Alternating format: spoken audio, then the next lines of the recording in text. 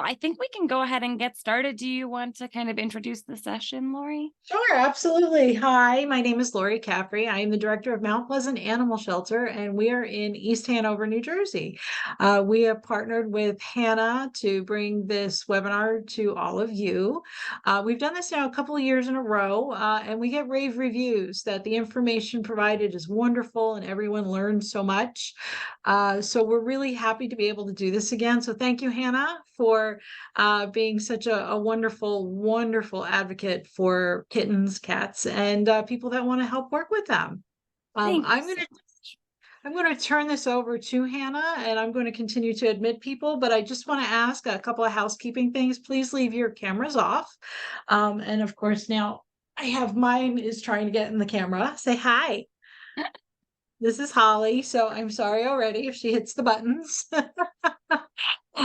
So enjoy this. If you have any questions, put them into the chat. I'll be monitoring the chat throughout. At the end, Hannah will be answering some questions. And then we'll see you on the flip side. So enjoy and have a wonderful session. Thank you so much. Thanks, Lori. I really appreciate it. And man, how awesome to see 100 people here choosing to spend your night or your day or wherever you are choosing to spend your time learning about kittens. I really appreciate all of you so much for being here. I am joined by my original kitten, Coco. She's not a kitten anymore. She's going to be 15 next year. But she was really like my first baby, my reason for being. So she's going to sit in my lap, and I hope that she does not hit the keys either. But we have a lot to get through, so I'll quickly introduce myself. My name is Hannah Shaw. Most people call me Kitten Lady. You can call me Kitten Lady. I'm an educator, and I am a rescuer who focuses on tiny neonatal kittens and teaching other people how to take care of them. So it is my biggest passion to try to inspire other people to get involved in fostering and protecting these little lives who are so vulnerable. So I really appreciate genuinely each of you for being here today to learn about that subject. I also want to just say quickly thank you to Mount Pleasant Animal Shelter. You guys are awesome. Again, they're located in northern New Jersey. So if you live in the New Jersey area, please consider giving them some support. This year, we're going to be talking in this workshop about a couple of populations that really are a high need for them. But honestly, no matter where you live, these populations do need help. So thank you to them. Now, if you're attending this workshop, you probably know already that kittens are a very vulnerable population, but not everybody knows that. A lot of the time people say, well, kittens, everybody loves kittens, and kittens in an animal shelter must have it pretty good. They get adopted right away. But the reality that people don't realize is that kittens are actually the most vulnerable felines in an animal shelter, because prior to hitting that adoptable age of 8 weeks, they go through a lot of things that can put them at very high risk. So quickly, I just want to talk through why kittens are so vulnerable in shelters. A lot of kittens are born outdoors. The vast majority of kittens, in fact, in the United States are born outdoors to community cats. And they often become orphaned when people see a little kitten like this outside. They scoop them up, they bring them into the animal shelter thinking, I'm being a good Samaritan. And what they're actually doing is separating them from their mothers, who are often right down the street. So a lot of these little kittens end up in shelters where they do not have their mom with them to care for them. They are an altricial species, which means that when they're born, they're totally dependent on mom. So imagine that. They're this species that is super dependent on mom, and yet they are separated from mom because a lot of people don't even realize that they are doing that. They're also exposed to a lot of disease and illness in their environment, whether that is in an outdoor community cat colony where they're exposed to other cats, or even in an animal shelter where there are a high population of cats. When they are in an area with dense population of cats, they are very susceptible to disease because of the nature of having such an underdeveloped immune system. So we have these tiny kittens who are often orphaned, who are often exposed to illness that they can't fight off. and they require resources that are not necessarily available within the four walls of an animal shelter. Kittens need a dedicated quarantine space. They need specialized skills and supplies. And most importantly, they need overnight care. Most animal shelters are not 24 hours a day. They don't have the staffing, the space, and the time to take care of these little kittens overnight. And the reason that I say they, can't get this care within the four walls is because an animal shelter still can help these kittens, but only if they have foster homes outside of the four walls. So saving lives is truly a community effort. It's something that all of us need to pitch in and help with. We are an extension of the animal shelter. So when we sign up to foster through a shelter, we are saying, you know what? The shelter might not be able to take care of these two little kittens on site there, but I can take care of them. And that shelter is going to support you all the way through. So today's focus is going to be on orphaned neonates, under-socialized kittens, and kittens with ringworm. Before we get to all of that, I just want to quickly go through. I see a lot of you in the chat saying that you've fostered a bunch. I see someone said, I've fostered 75 kittens. That's incredible. A lot of you guys are saying that you foster, and I appreciate that so much. Perhaps there might be some people in the chat who have never fostered before. So I just want to quickly say, if you're watching this because you're kitten curious and you're just like, I sort of want to know, but I don't know if I have what it takes. What I want to instill in this moment is that you probably do have what it takes.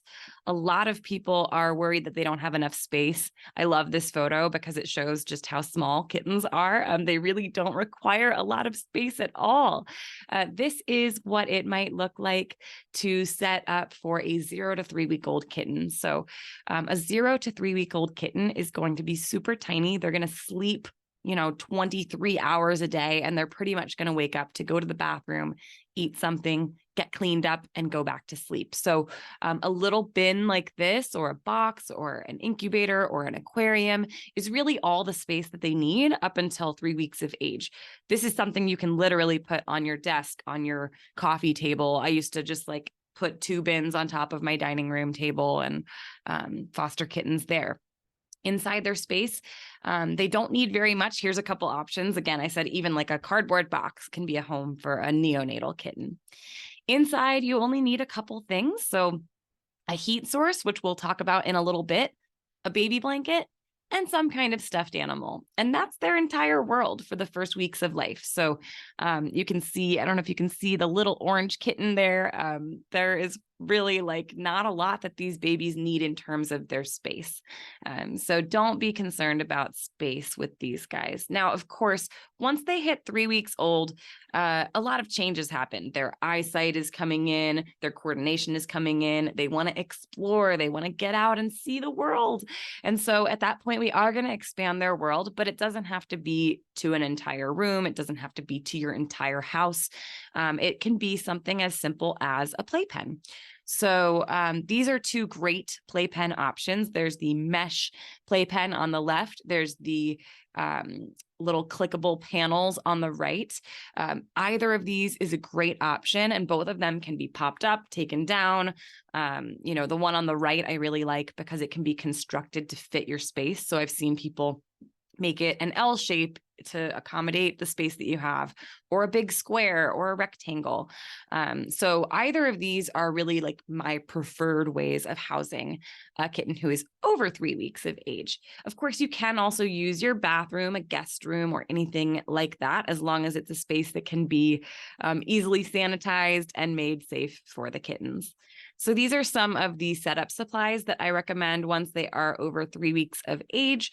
You're going to still have your blanket. You're still going to give them their stuffed animal, but then of course you're going to start incorporating those shallow litter box, shallow food and water dishes once it's age appropriate. And we'll talk about all that. But this is what a playpen looks like. This is something you can pop up next to your bed in your bedroom, or you can pop up in your living room. So I just want to encourage you that you probably do actually have a corner of your house where you can be fostering. What if you already have cats at home? A lot of people ask that. And I try to remind people, most of us who foster kittens do already have cats at home. It's those of us who have love in our hearts for the cats who realize that these kittens need a lot of support. And so, be encouraged that most of us who foster do already have cats. You can set them up in a spare room if you have one. But if you don't, this is where that playpen is going to come in really handy. You want to strategically place that playpen somewhere away from where your resident cats like to spend most of their time. So don't put it right next to their favorite window perch or something like that. Give them a little bit of distance, but most of the time cats will avoid rather than be aggressive towards foster kittens. If they're given the option to avoid them, they will. Now, even if you have a cat who absolutely loves kittens, we have 4 cats and only one of them loves kittens, but he loves kittens. And even still, we don't let him interact with them for at least the first 2 weeks. The reason being that when kittens come to you, a lot of the time they're going to have GI parasites, they could have a virus, they could have all sorts of things going on that we just want to monitor for those 2 weeks, and we want to treat if things come up. So that quarantine period is really important for protecting your kittens as well as protecting your resident cats. Make sure you're washing your hands in between working with them and interacting with your cats. And of course, keep your cats up to date on vaccines. But you'll see, once we've had kittens who are healthy and post-quarantine, we do let them interact with Shoo Shoo, who is our cat who really likes the kittens. So you absolutely can do that. I wish I could, but I don't think I have the time is something I hear a lot. And I want to just say, what's cool about fostering is you do what you have time to do. And that might change sometimes. There are times where I have a lot of bandwidth, I have a lot of time, and I foster a couple different litters at once. Sometimes I only have time to foster, right now I have 2 kittens. And they are older kittens. And that really doesn't take a lot of my time right now, which is great because I have a lot of other things going on. I have some deadlines coming up that I'm like, whew, I'm glad I have an easy bunch right now. So you can choose what you have time to do. Consider your capacity, consider the length of stay. If you are going to be leaving town in a month, then, you can foster for 3-4 weeks. And then consider the frequency. If you work away from home, then maybe taking care of bottle babies won't be as easy for you unless you can take them to work with you. But if you work from home, please consider fostering bottle babies. It's a great way to take a little break every couple hours, just for a couple minutes. So, even if you can only foster seasonally or short term, that still helps. Even just having, 1 week that you can foster in the summer will make a difference. So let your local shelter know what you have the time to do, and you get to set those parameters. Okay, the last thing that people say is, I'd never be able to give them up. Anybody in the chat feel that way? It's totally okay if you do. A lot of people are very worried about saying goodbye to their babies. And I totally understand that, because the truth is that most of us who foster, we have big hearts. We're compassionate people. We cry when we say goodbye to our babies, and that is okay. I want to encourage you that if you feel passionately about kittens and you're worried about loving them too much, you're probably the right person to be fostering because you have so much love to give. But it's, for me, really all about how we frame it. So I go into these relationships with my foster kittens, not thinking, oh my gosh, this is my new forever baby. I go into it saying to them, wow, I can't wait for you to meet your forever home someday. I can't wait for you to find your best friend. And I'm going to help you find that best friend. And I'm going to get you so healthy that you are going to be able to make it out of here and go into your forever home. So it's really in how we frame it. I always try to stay very goal oriented.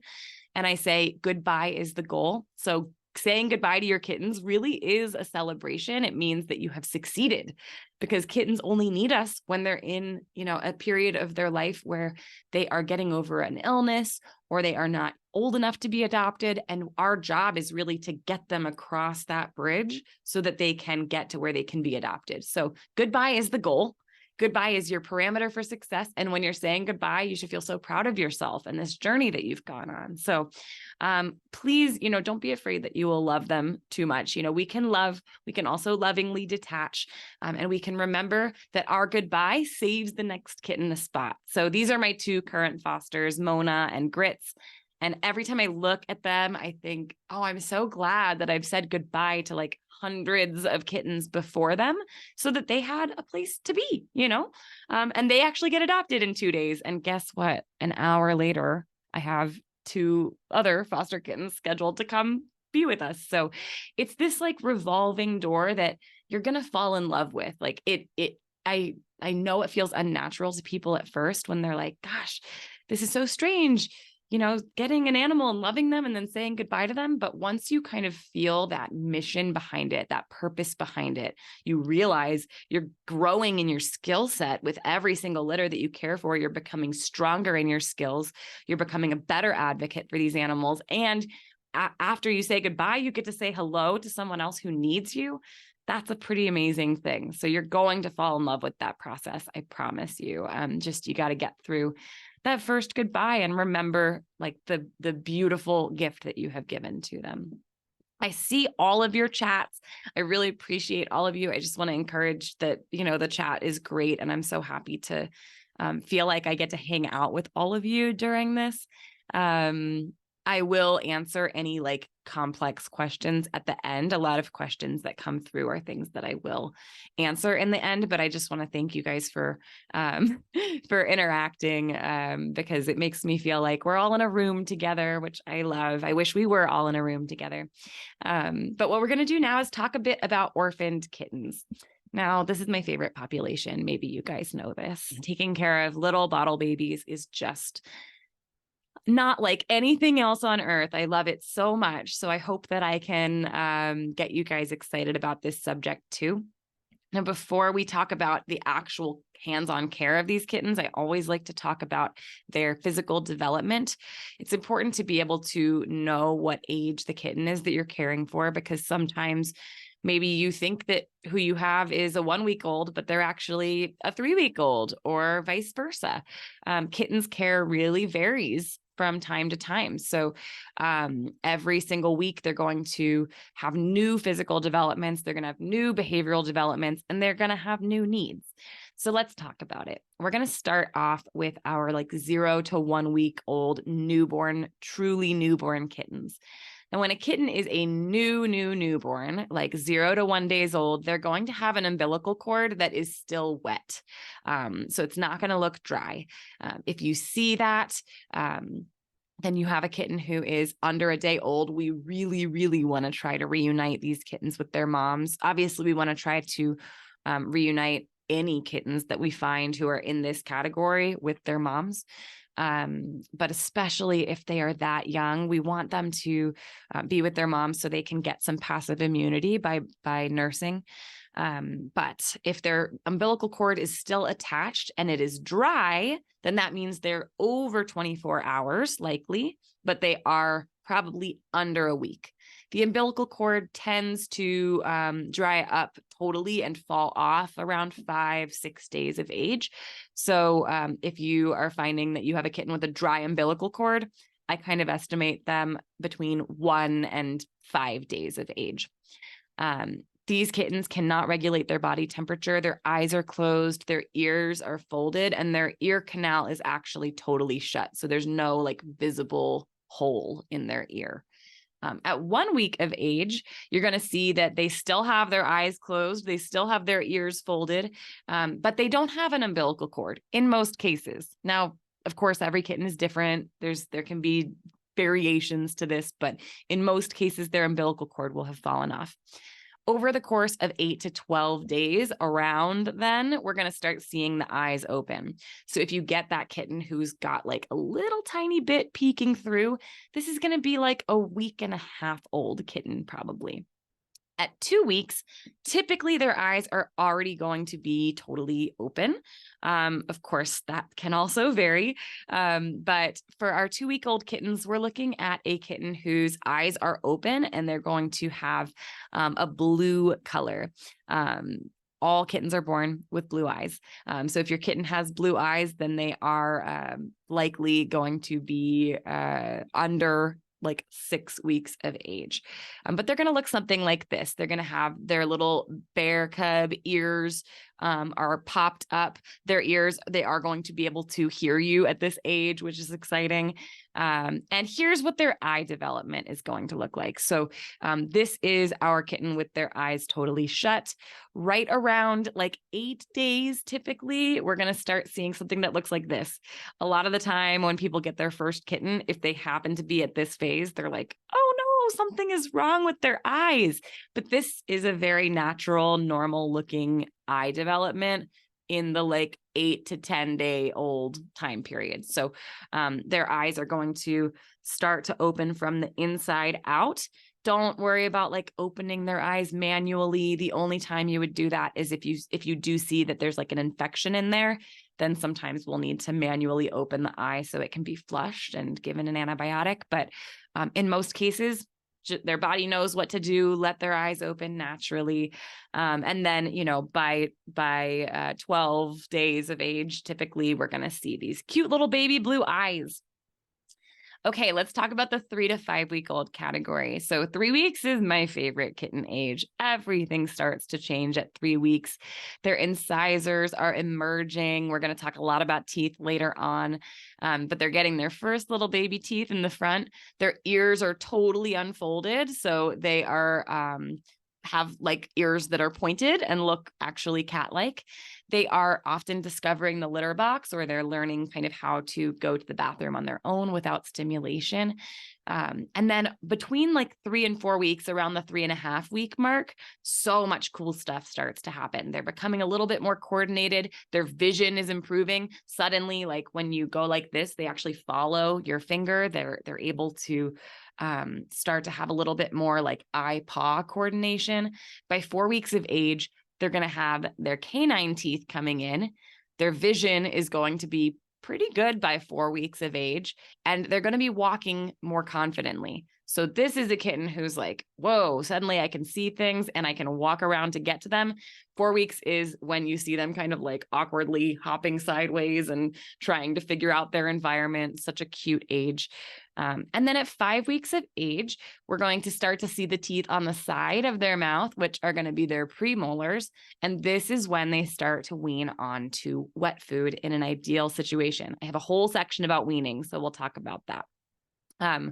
By 6 weeks of age, they're going to have all of their deciduous teeth, and they are going to be eating confidently, hopefully. They're going to be like pretty good at eating their wet or dry or combo food. By 7 weeks of age, their eye color is going to start changing. So all kittens are going to be born with those baby blues, and then as the production of melanin starts to change in their eyes, they're actually going to start to show their true adult eye color. So if you see a kitten who has like blue with a little bit of green coming in or a little bit of gold coming in, this is probably like a 6 to 7 week old kitten. If their eyes are already green or gold, they're probably over 7 weeks. They're going to be coordinated, playful. They could climb the cat tree behind me. These kittens are like wild, 7 weeks old. And then by 8 weeks, we're looking at about 2 pounds of age. And in the United States, this is around the time that we're spaying and neutering and placing them in their forever home. So a lot of things change every single week, and it's important for us to know what stage they're at so we can start to plan. For me personally, around 6 weeks is when I start to think, I need to write a bio for you. I need to start thinking about like where I'm lining up your forever home to be. You know, I need to make sure I have that spay neuter appointment scheduled. There's so much that changes week to week. So knowing their development really helps. And I do see your question, Emily.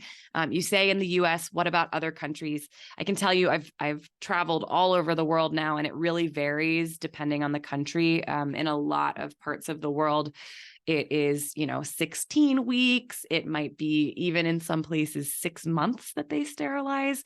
But in the States, for sure, we do around 8 weeks.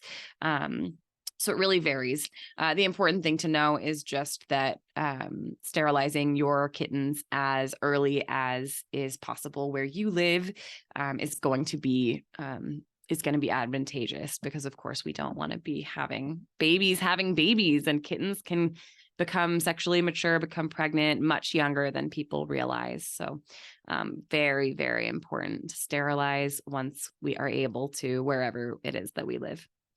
Okay. Neonatal kittens need a heat source. This is a really important thing to know. They are not able to see or hear when they're born, but one thing they can do is they can actually seek radiant heat. So they can wiggle their way towards their mom, knowing that she's a source of warmth. And what happens with orphaned kittens is oftentimes when they come in, they are going to be hypothermic. So we want to be providing them with a heat source at all times before they reach about a month of age, when they're able to thermoregulate. And we really don't want to be doing anything dangerous with them, like feeding them, putting food into their bodies when they are hypothermic. So if a new kitten has come to you, let's say you found the kitten outside, we want to assume that they probably have not been kept at a temperature that is right for their body. Now, if you get them and they came from the shelter and the shelter had them with like a nice cozy heating pad, then that's different.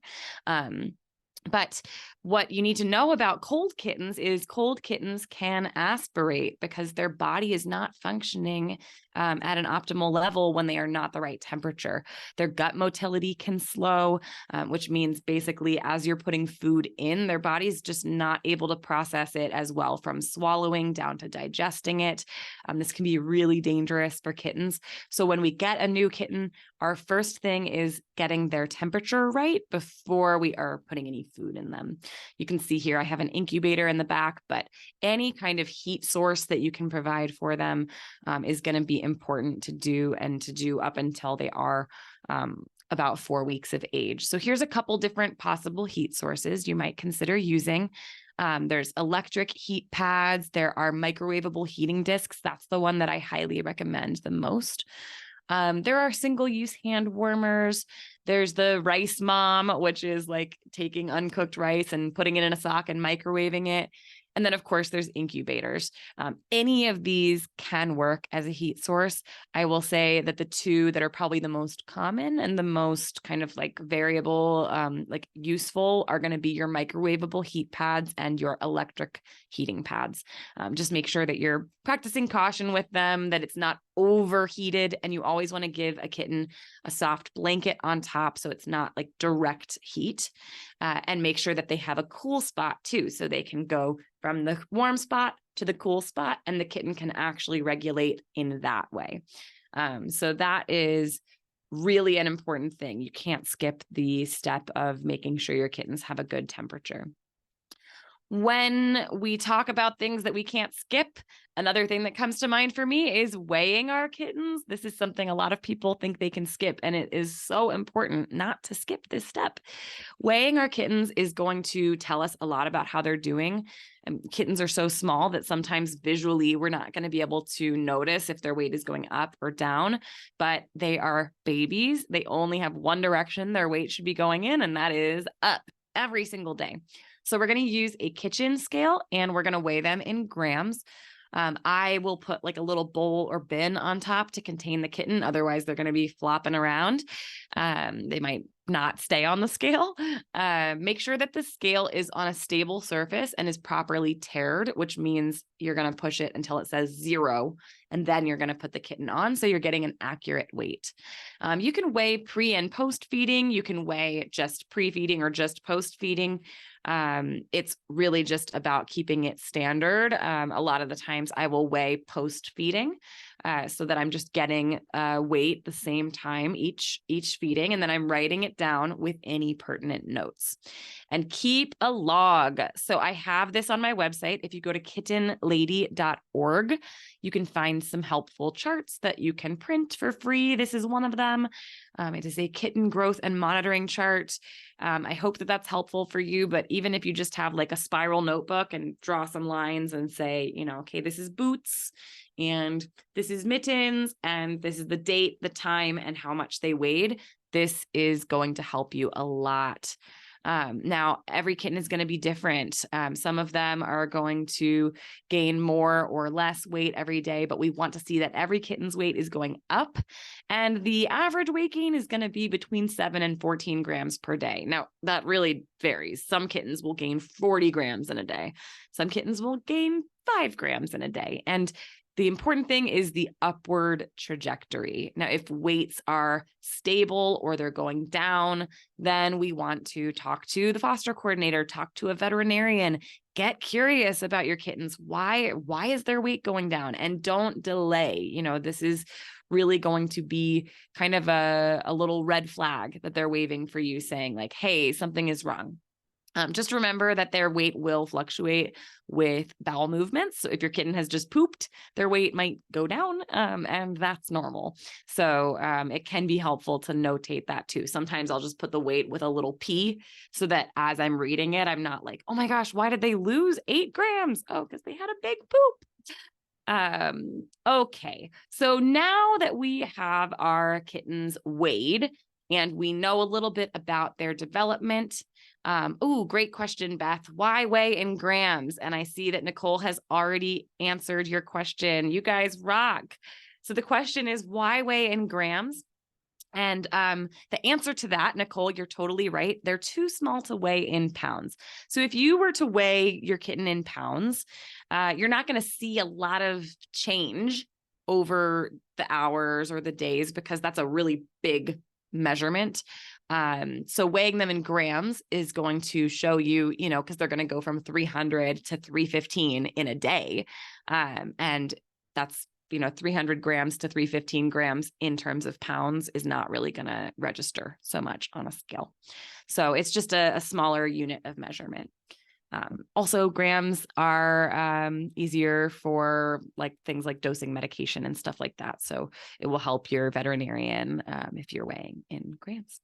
Okay, so oh, I see. Sherry, great question. A 1-month-old should weigh 1 pound. What is that in grams? So something that I do that I recommend that you do too. I actually have you know, for those of us who are in America who use pounds, I have a chart that I literally like have tacked to the wall in my kitten room that shows like, you know, 200 grams equals this, 400 grams equals this. It's going to be like around 450 grams is going to be around a pound. So yes, great comments in there, you guys. And I see people saying ounces. You can weigh in ounces. Grams, just for me, it makes much more sense. It's easier for a lot of purposes. But you can print out something so that you can see, you know, okay, this is close to pounds, or just click the pound button on your scale and it'll tell you. Okay, so once you have all this information, you're ready to set your routine. You know their age. You know what stage of development they're in. You know their weight. Now we're going to decide what their routine is going to be. And the routine is always going to be the same. They're going to go to the bathroom. They're going to get fed. We're going to clean them up. And then they're going to go back to bed. Or if they're old enough to play, they're going to play. So the only thing that changes is the frequency of their care. So you can see that when they are smaller, they're going to receive more frequent care. Their schedule when they're a newborn is going to be every 2 hours. Sorry, guys, every 2 hours. And that is true. That is a real thing that you do need to do. Don't take in a 0-week-old kitten if you're not willing to take care of them every 2 hours. But the beautiful thing about taking care of neonates is every single week, their care gets a little bit easier. So we're going to get 1 more hour of sleep every night, every week. Yay. So you can see here their weight, their age in weeks, their weight, their amount per feeding. This is going to vary. Don't look at it as like a rule book. This is just kind of a guide, an average guide. And then their schedule. So this is also available on kittenlady.org as well as in my book, Tiny But Mighty. So all of this is available, but you're welcome to screenshot it or whatever you got to do. Okay. So what we're going to do now is we're going to watch a little video. This is going to be a 2-minute video, and then we're going to break everything down step by step. But I want to watch this video so you can see with actual kittens what it looks like. So here is a 2-minute video. Here is a 2-minute overview of how to care for an orphaned kitten. Young kittens will sleep for the majority of the day in a warm bed. Be sure you're providing them with a gentle heat source like a heating disc, as well as a baby blanket and a stuffed animal for comfort. Follow the chart to determine how often you'll be waking them up for their care routine. The younger the kitten is, the more frequently she'll need to eat. Before you feed her, you need to help her go to the bathroom. Using a tissue, you can gently stimulate her around her butt and genitals until she starts to urinate. Kittens will urinate at each feeding, but they only defecate about once a day or so, sometimes less, sometimes more.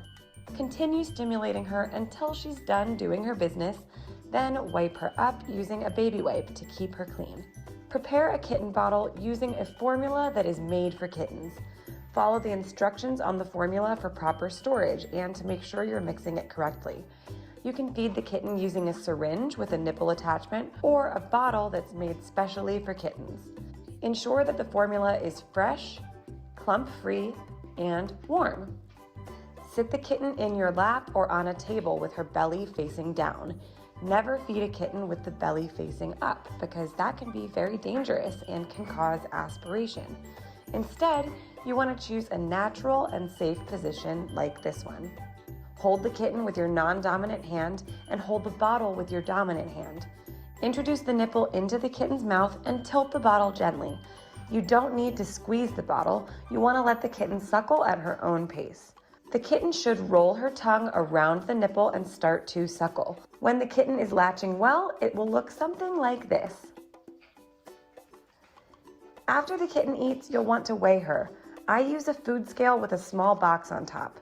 Weigh the kitten in grams and write down the weight at every feeding so you can track her progress. Before you put her back in her bed, make sure you wipe her face with a gentle baby wipe to keep her clean. And that is a quick 2-minute overview on orphaned kitten care. You can learn a whole lot more at kittenlady.org. Oh my gosh, are they cute, you guys? They're cute. See, everybody says, oh, the sleepless nights and all that, but listen, they compensate you for your time in cuteness. Okay, so let's break down what we just talked about. We're going to start talking about stimulation. So stimulating a kitten is what you saw in the beginning there. And I have my little fake kitten here with me just for ease of demonstrating. What we're going to do is we're going to stimulate them before every meal. You saw that. They're going to typically go to the bathroom. They're going to pee every single time. And it's very simple. It just looks like this. So you're just rub, rub, rub, rub, rub. The older they get, the more tissues you might need to grab. And I do this typically until they're about like 3 weeks of age. You're going to start noticing around 3 weeks that they're getting ready to use a litter box. And that's when you can start to transition them. But please avoid urine scald. Think about it. When they're peeing and you're going like this, their pee is kind of like going all over the place. So that's why afterwards, we're going to use a baby wipe just to wipe them. Even if you don't see any residue, it can actually scald their skin and they can get kind of like burned there. So make sure that you're using some kind of baby wipe with them afterwards. Like I said, kittens are going to typically pee every single time that they're stimulated. Their pee should be light yellow or clear. It should not be super dark. So if you see really dark urine, that's typically an indicator of dehydration.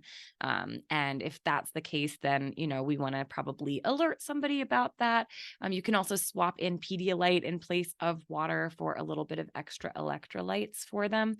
But hopefully that's only going to be for one session that they're going to be dehydrated. And then as you're getting them on that regular routine, you're going to see that their pee is a more appropriate color. Poop.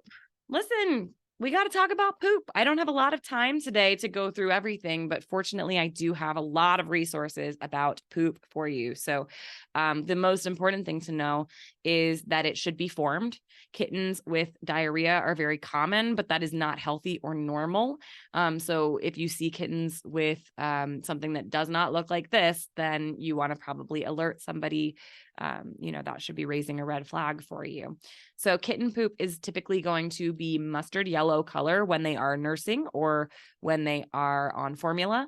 And then it's going to turn brown once they are older and eating meat. They're weaned. So they're typically going to go to the bathroom 1 to 2 times a day. Sometimes they're going to go to the bathroom more. Sometimes they're going to go to the bathroom less. If they skip a day, it's okay. If they skip 2 days, I would tell somebody. I would start trying to make a plan. If they are on day 3, go to a vet. That is a big problem. But skipping 1 day of pooping is something that does happen time to time. So the important thing here is knowing that we need to be a poop detective. Unfortunately, kittens with GI issues, that's one of the most common things that we're going to see with our little baby kittens in rescue. There are any number of reasons, and I have literally a 3-hour talk about just kitten poop. So I don't have time to do a 3-hour talk about kitten poop today. We're trying to keep this to under an hour. I'm going to see how successful I am, or to about an hour, so that I can do questions. But if you go to kittenlady.org/poop problems, you can literally watch a 3-hour webinar. You can also skip through. I have like chapters, so you can just skip. You can hit the chapter that you're interested in watching. That's going to teach you a lot about the types of problems they can have. The important thing to know for today is that your kitten's poop is like a report card. It prints out of them and says, I'm doing good, A+, like this is a good poop. Or if it's a weird color, it is a weird texture, then they're saying, hey, I have a D on my report card, a D for diarrhea, and we need some help here. So I recommend highly going and watching this webinar. That's going to help you a lot. And you don't have to sit through all 3 hours. That's why I have the chapters. So I hope that helps too. Let's talk about bottle feeding. And you know what? I know everybody always wants to talk about poop, and I want to save time at the end so I can answer your specific questions. So we're going to move on to bottle feeding. Bottle feeding is fun. It looks easier than it is. It is something that is an art form that you're going to improve at over time. But I want to tell you, if you feel discouraged, if you've like tried to bottle feed once and it didn't go well, don't let that dissuade you from continuing to try. Even with me, I've been bottle feeding for 15 years almost. When I get a new kitten, sometimes it's like, oh gosh, it's like I've never done this before. We have to get acquainted with bottle feeding, and then the kittens need to get acquainted with bottle feeding, and we have to get acquainted with each other. So when you're preparing your bottle, you're going to make it fresh. So you're not going to like prepare enough for a month. You're going to make it like as you're going. So every 1 to 2 feedings, you're making a little bit more fresh formula. You're going to keep it refrigerated, follow the instructions on the bottle, throw it away if it is expired. We're going to make it clump free, meaning we're going to use like a blender bottle or a whisk or something that is going to make it so that there's no clumps going down into the nipple, because what can happen is this can clog and then the kitten can't get anything. We're also going to test it on our wrist and make sure that it's not very hot or very cold. We want it to be comfortable temperature. What goes inside your bottle is some kind of formula that's for kittens and water, and that's it. There are a lot of different formulas that you can use with kittens. This is just a popular one in the US, but there are a lot of different great formulas. As long as it says something like kitten milk replacer or kitten formula, make sure it doesn't say cat milk. That is actually like a treat for adult cats. That is like a product that for some reason exists. But make sure that it's a formula that is like created for a complete meal replacer for a neonatal kitten. Let's see. Don't give them any milk alternatives. Don't give them soy milk, almond milk. Don't give them cow milk. They're not baby cows. That's actually very dangerous for them to eat cow milk. So they have specific dietary needs, and they are going to benefit from getting that kitten formula. We're going to blend it. We're going to pour it into our bottle. We're going to make sure that it is not clumpy. And then we're going to choose a bottle or a nipple that is going to be natural feeling for the kitten. There are a lot of different types of nipples. Actually, the one I have here is different than even these two. So, there's a lot of different types. The one that I like the most is the one on the bottom in this image here. It's called a miracle nipple. I see, Jessica, you said miracle nipples are the best. I agree. I love, love, love it. The important thing to know here is that a lot of the bottles, how they naturally come, there's no hole on the top of it. So you're going to be like, why isn't this working? Because there's no hole. And the dangerous thing is when you cut the hole, if you cut it too big, too much can come out too quickly. If you cut it too small, not enough can come out. So I really highly recommend trying the Miracle Nipple because it doesn't require cutting. It comes already with a perfect sized hole. If you don't have access to Miracle Nipples, then yes, you can cut an X. You can cut at a slight angle. I do have a video on YouTube showing different methods for cutting your nipples if you are using one of those. But I recommend the Miracle Nipple a lot. It's great. Okay, we're going to feed in a natural position. So when we're feeding our kittens, we're not feeding them like a little baby human that we're holding like this. No, no, no, no, no. Think about how they would eat with their mom. If you look at the picture on the left, they're all laying or standing or sitting with their belly facing down, and they are like burrowing their face into their mama's belly. So we want to try to give them that same natural feeling so that it's like, oh, I know what I'm doing. This is an instinct that I have. So we're going to sit them in our lap. We're going to sit them in a natural position with the belly facing down, horizontal to the ground. We're never going to feed them on their back. That is unnatural. They're not going to feel comfortable and they're going to possibly aspirate. So laying, standing, sitting doesn't matter. The important thing is belly facing down. Okay. Now let's talk about the specifics of bottle feeding. The thing that I notice when I teach people in person how to feed their first kitten is that people are very afraid to handle them. So you're not going to be like harshly grabbing them, but you do have to be comfortable handling them. So your kitten's going to be sitting in your lap or on a table like this, and you're going to take your non-dominant hand. So this is my left hand. I'm right-handed. I'm going to take my non-dominant hand and I'm going to actually like hold the sides of their head in place just gently like this. And I like to lay, this is my preferred way to bottle feed. I like to lay my third finger on their throat. So you can kind of see in this picture exactly what I'm talking about. I'm like taking these two fingers, pinch, taking my third finger, laying it on the throat, and I'm just sort of directing them. So this is going to help you kind of direct their head naturally. You know, you don't have to, you're not squeezing them. You're just kind of going, hey, look over here. So we're holding them like this, and then we are introducing the bottle into their mouth. The next thing I see people make a mistake with often is that they'll kind of hold it like this, but this is not a straw. So they're not going to get anything like this. We need to let gravity do some work. So we're going to pull the bottle way up like this, and we're going to let the gravity pull the formula down into the base of the nipple. At this point, we want to let the kitten do the work. So you don't want to squeeze the bottle. You want the kitten to guide the flow. Sometimes you can apply just the tiniest bit of pressure, just enough to get like half of a drop to come out. And ideally, once they taste it, they're going to roll their tongue like a taco and they're going to latch. Now that's how it works when it works well, but sometimes there are kittens who really struggle. So in this little video clip, I'm going to show you some tips for providing a more comfortable environment for your kittens so that hopefully you can get that perfect latch. In the wild, a mama cat will hide her babies in a nice, cozy, warm nesting area, and that's where they'll stay for the first weeks of life. But when we foster kittens, we might take them out of their nesting area and plop them onto a cold table or into our lap, and that's not really natural for them. So something that might help is feeding them in their warm, cozy nesting box where they feel most comfortable and at ease. Research shows that the suckling reflex is strongest the moment that kittens wake up. So if you've got a tricky baby, try mimicking the way they would eat from their mama. They would be asleep, the mama would wake them up by licking, and then they would instantly start to root around, find a nipple, and suckle. So you can mimic this by waking them up with a gentle toothbrushing, and then instantly show them that nice warm bottle. It's easy to see that Kabu loves her stuffed animal mama, and so it can be nice to give her this while she's actually nursing. You can take the kitten and plop them right on top of their stuffed animal companion while they have their bottle. Kabu's already rooting around looking for food. You looking for food? Not yet, little one.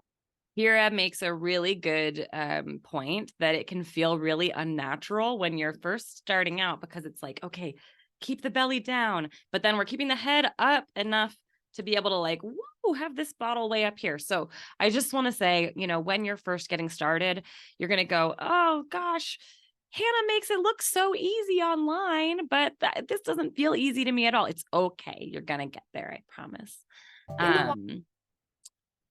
at around 5 weeks of age, we're going to have the exciting experience of getting to do weaning. And actually, this is one of the most vulnerable times in a kitten's life. Weaning is something that I'm extremely passionate about because I see a lot of people struggle with weaning their kittens. And as a consequence, a lot of kittens struggle during the weaning period.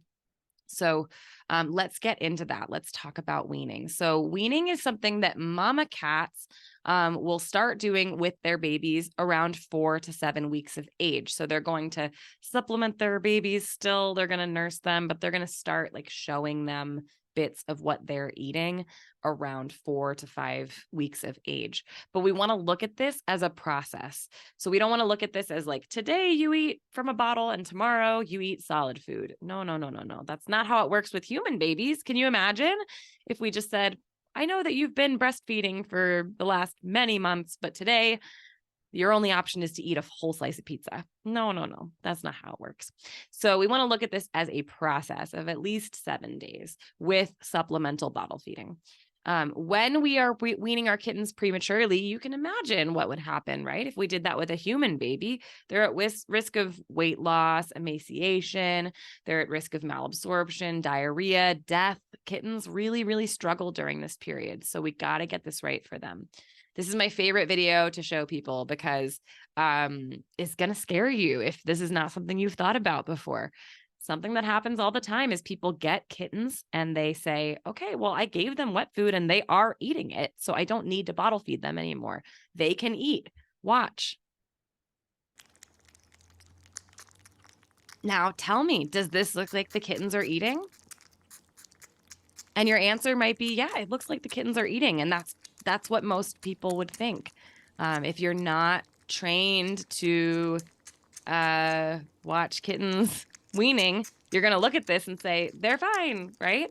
And so a lot of people think this is a kitten who's fine. But yes, a lot of you are saying they're suckling. They're not actually getting hardly any food here.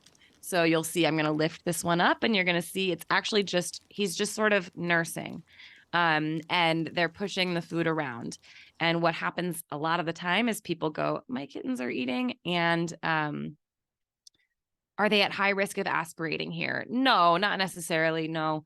What they're at risk of here is under eating. So they're not going to get enough calories like this because, the way that you consume solid food is by it's a skill set they don't have yet. You have to be able to open your mouth and go around the food and chomp, which is a very different skill than going, which is what they're used to. So they're trying to do that skill at, meat, which is not going to work. So this is really, really an important thing to understand. They can have a lot of struggle understanding the new method of eating, understanding biting and chewing, even understanding finding food in a dish. These are all separate skills that they have to master. They might not understand that the food, they can smell it, but they're biting the side of the dish or they're biting the blanket next to the dish. So please don't assume that just because your kitten is seeming excited around food means that they're actually eating.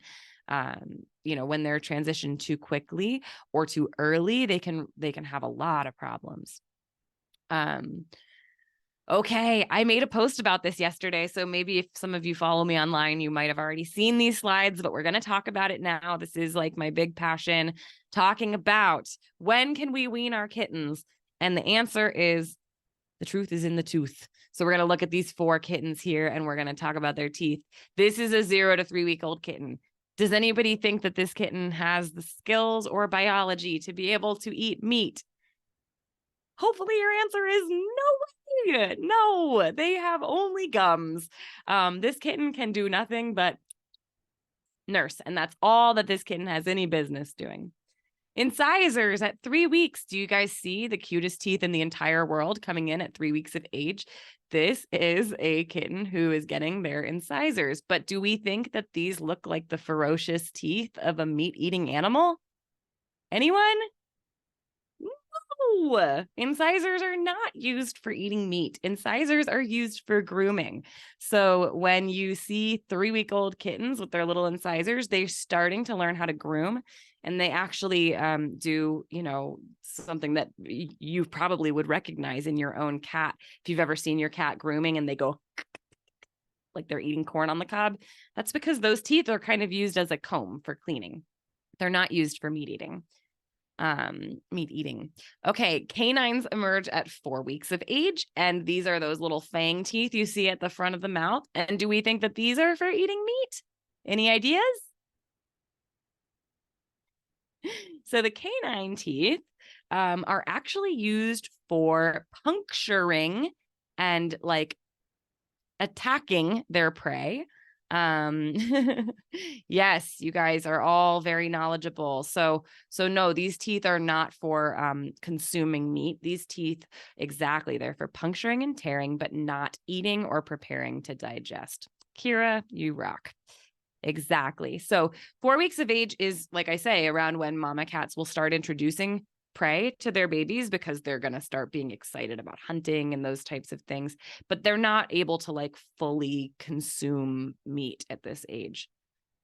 Now we're talking 5 weeks of age, they're going to get those premolars. And so if you're not sure if you should introduce meat to your kitten yet or not, a really easy test is take your pinky and just feel in the back of their mouth. Do they have any teeth on the side?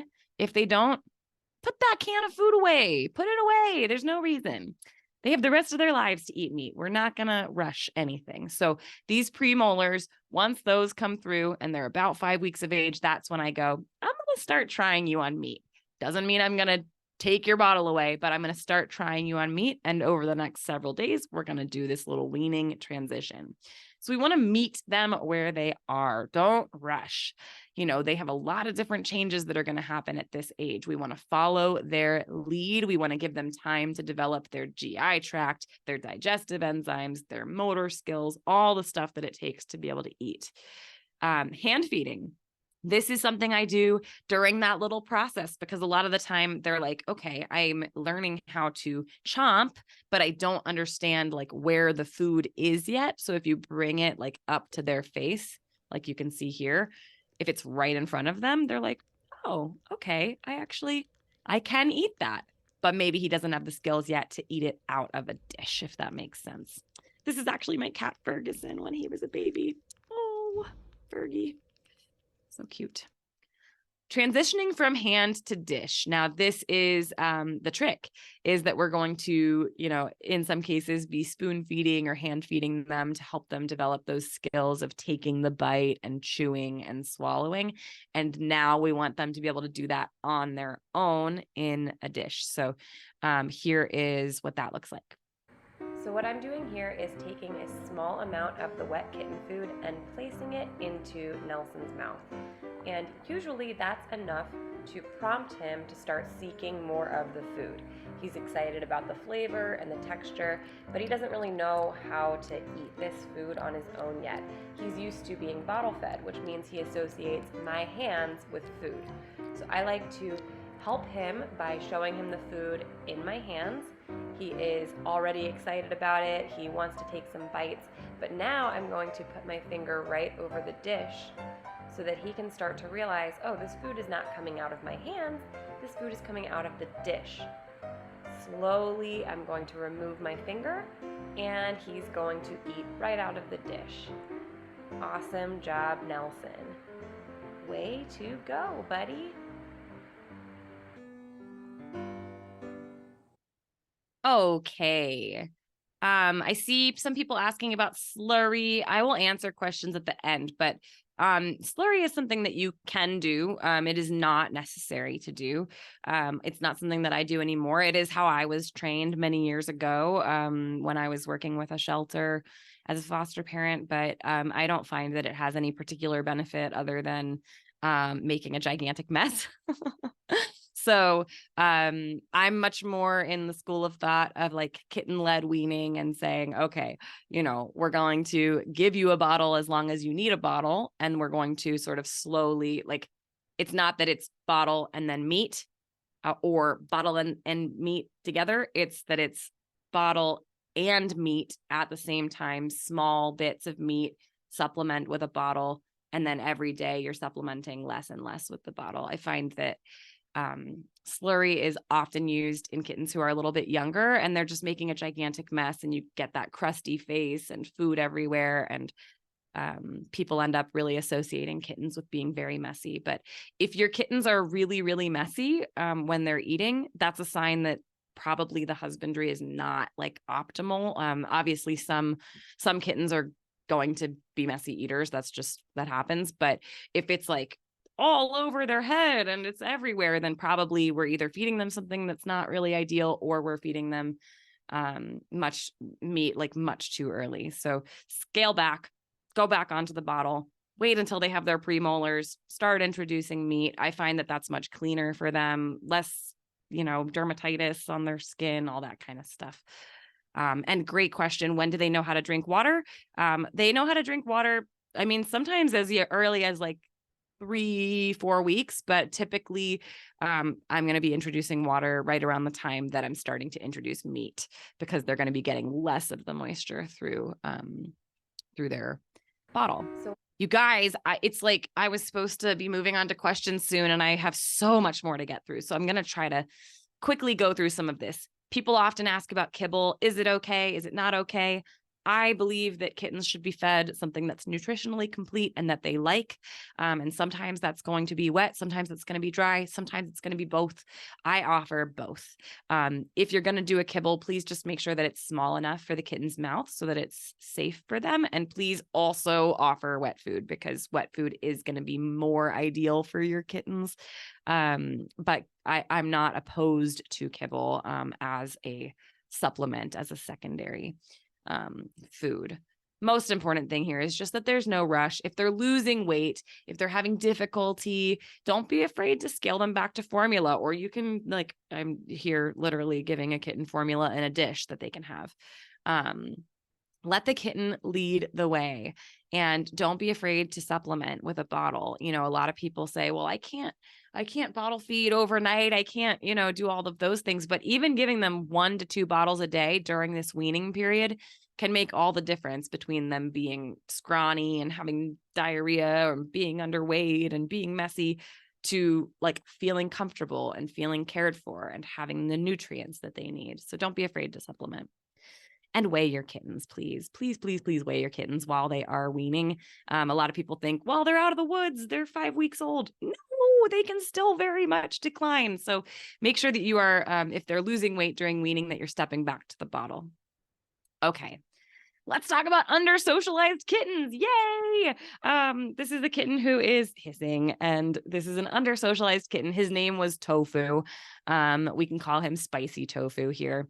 So Spicy Tofu is a kitten. I see all of your questions. I really appreciate them, and I wish I could answer all of them, but I'm gonna try to not answer questions for a moment so I can just fly through some of this, and then I promise I'll give lots of time for questions at the end, as long as I'm allowed to.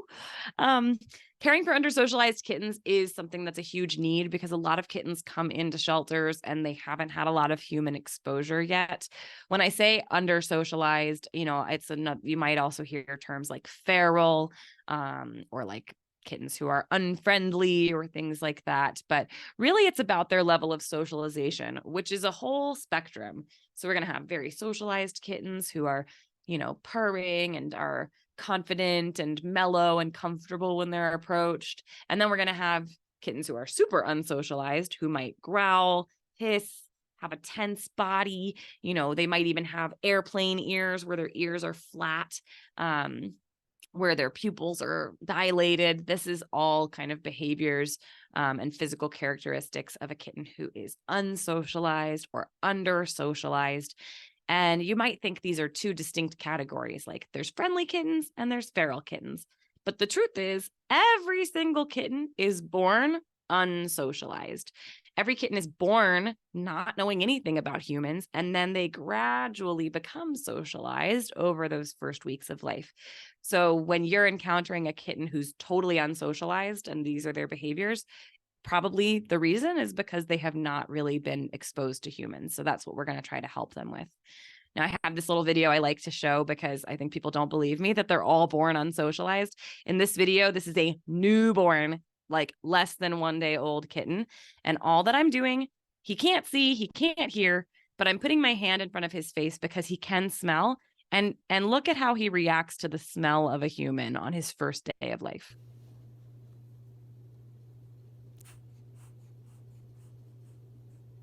That is a hiss. So that's a kitten saying like, whoa, that's unfamiliar to me. I am not comfortable with this. I don't know what's going on. However, when he's this age, the next time I do that, he's not going to react like that because it's a gradual socialization. They're gradually getting to know humans. So that's all that socialization is. It's really an acclimation. Now, there is something that I call the socialization window, which is really this portion of a kitten's life where they are super flexible and adaptive, and they are open to different experiences. And so this is the time in their life where they're getting exposed to all sorts of things. If they encounter dogs during this period of their life, that's going to inform how they feel about dogs. If they encountered a dolphin during this period of their life, they might become best friends with dolphins. Who knows?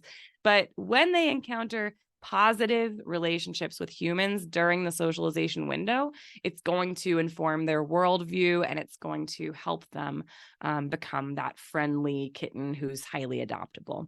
It's really all about just acclimating. Now, the reason there's a window, and I say the first 8 weeks is really when that window is like wide open, is because this is when they are, they're at first dependent on mom. And then they're sort of going, okay, I'm not dependent on mom. I got to figure out where my food's coming from. And here you are stepping in saying, I'll give you food. And they're going to go, hey, you're pretty groovy. I like you. I think I will stick on team human. What happens is, after 8 weeks, these kittens are fully weaned. They're pretty independent. And at around 9 weeks, 10 weeks, 11 weeks, 12 weeks, this window is starting to close. Just like anybody else, the older we get, the less flexible we are. We're kind of set in our ways, right? So it's not that there's, 8 weeks is like this and 9 weeks is like this. It's more like 8 weeks. Now we're going to start closing this window. And by the time that kitten is 12 weeks, 13 weeks old, that window might be pretty nearly shut. And this is important to know so that you can be successful in deciding, like, do I socialize this kitten, or is that window closed? Now, these kittens in the picture are like 6 to 7 weeks old, and this was them after 5 days. So, you can, at this wide open window period of their life, socialize them very easily. Can you socialize an older kitten or an adult cat? I'm not going to say you can't, but does everybody have the time and space to dedicate to something that can be a project for months and maybe even years? No, not everybody has that time and space, and certainly shelters don't. So typically when we're talking about fostering unsocialized or under-socialized kittens, they're going to be like under 10 to 12 weeks of age that we're talking about. So getting set up for your feral kitten foster. The first thing is, please ensure that they are an appropriate age for socialization. Now, I say this because it is something I see all the time. I see people say, I took in a kitten. She's 5 months old. She's totally feral. Now it's been 3 months. She hasn't changed one bit. What do I do? I'm like, well, you probably should have considered maybe trap, neuter, return for her, given that her age was so far outside of a window where you're going to have ease of success with socialization. So ensure that they're an appropriate age, please, and just be honest and realistic about that. Make sure that the kitten is contained in a safe, kitten-proof, enclosed space. So your playpen, your kennel, something like that. Never let them roam freely in your house. They're going to run up in your ceiling. They're going to find a hole somewhere and stay there. So you want them to be contained. This is a little project that you're doing with them. If you're doing it in a small room, make sure that it's kitten proof, and don't give them an area where they can just hide and get away from you all the time. A cozy hideaway is fine, but not so cozy that they're underneath your bed and you can't even get to them. Okay. So some people would call this desensitization. I like acclimation, because really we're acclimating them to a new environment. We are getting them used to something that is new. And so we're going to do that gradually. just like we would be introducing ourselves, to a new friend or on a date. We're going to introduce ourselves to this kitten, and we're going to do it gradually. We're not going to go all in at once. So our first session, we're going to just introduce ourselves. We're going to put some food down, and then we're going to back away pretty far. We're going to stand as far away as we need to stand in order for the kitten to be comfortable eating in front of us. Once they start to eat, then you can try out some gentle talking. I'll kind of say, "Hi, I'm Hannah. I'm going to be socializing you. I'm so happy that you're eating." And that's it. I'm not pushing myself on them. I'm just kind of like, I'm here, and you're going to associate food with my voice.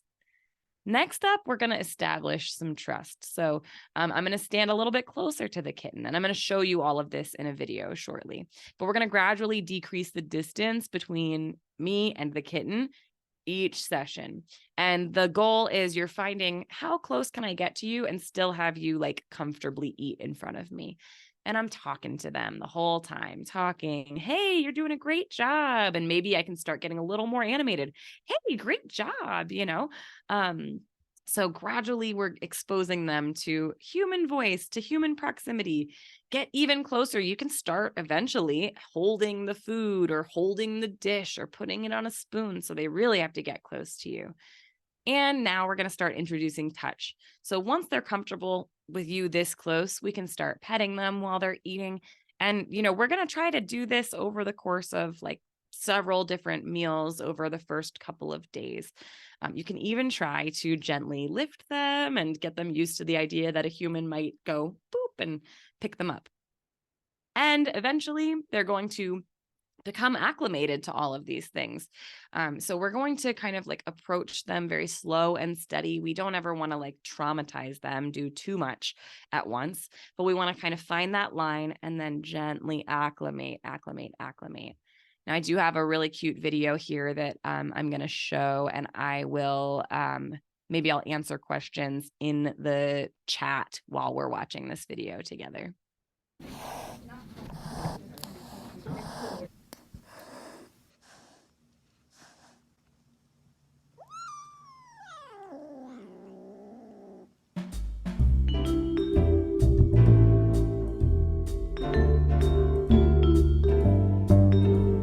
Take a kitten from being super spicy to being mild and lovely. So my number one piece of feral kitten advice is you never want to free feed the kitten. Free feeding is when you give food freely and the kitten just eats whenever they want. But think about that from a kitten's perspective. In their mind, they've found food and they don't need a human to give it to them. You want to feed the kitten with meals. And every time it's mealtime, it's socialization time. So at feeding number one, my only goal is to get him to eat in front of me. All right, so this is great. I've got him eating. So there he is, he's eating his meal. And here's me, and I'm just gonna hang out and talk to him the whole time. You could talk to them about absolutely anything. It doesn't matter what it is. The important thing is that they're just getting used to the sound of your voice. So, I can talk to him about my day. I can talk to him about what I had for breakfast. Now for this first meal, I don't recommend doing anything other than just talking to the kitten. Let them get used to the idea that now they're in a human home. Remember, these cats maybe have never even heard a human speak before. So this is really brave of them. So the goal is for him to realize that when he eats, I'm here and nothing bad happens to him. Slowly, he's gonna start to figure out that actually I'm not a bad guy after all. You're doing great. Can I see if I can touch your head? Oh. Okay. You're okay.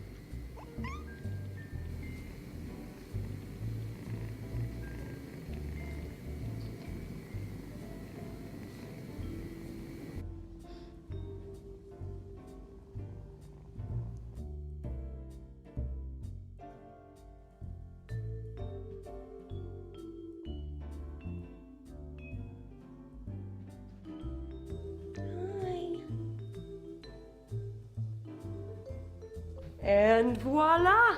Before you know it, your little kitten will have got... Ooh. All right. Well, sorry, y'all. I cut that short, but it was almost over. So you got to see that process there. The most important takeaway, I think, is, mealtime is socialization time. So one of the worst things, in my opinion, that you could do when trying to socialize a kitten is just saying, like, here's your food, bye. Because then we're sending them that signal, aren't we? That, like, you found the food, and you don't need humans. And so being there, being present during mealtime is really important.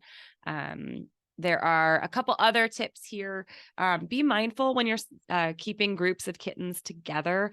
And that also goes for mom cats. So I saw that a couple people were chatting about this in the chat. I answered one question. When it comes to feral mama cats, I actually will do the spay and return as soon as they wean, so that we are getting them to be able to be separate from their super feral mom, so that they can focus on socializing and getting those good feelings with humans. Encourage new experiences at every meal, but please don't traumatize your kittens. Don't push things too far that they, become really afraid. You can also, read to the kittens, leave a radio on, anything like that.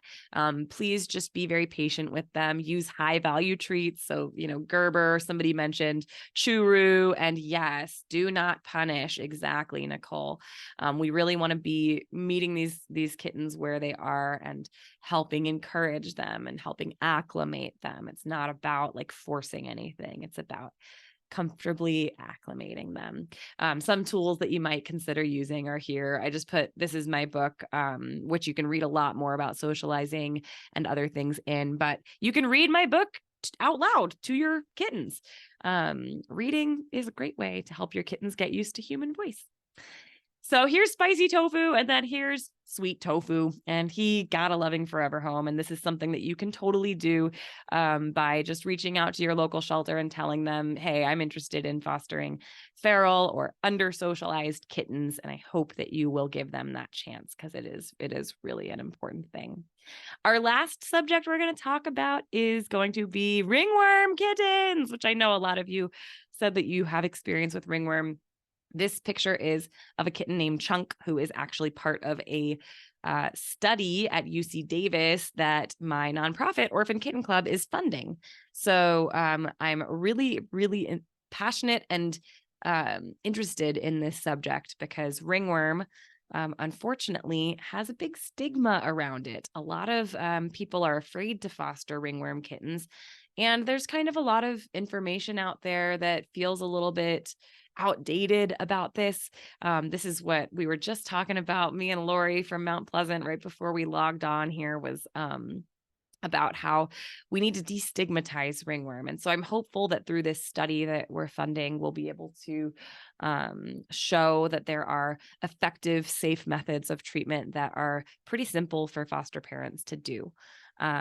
So what is ringworm? It is a fungal infection of the skin that results in fur loss and patchy lesions.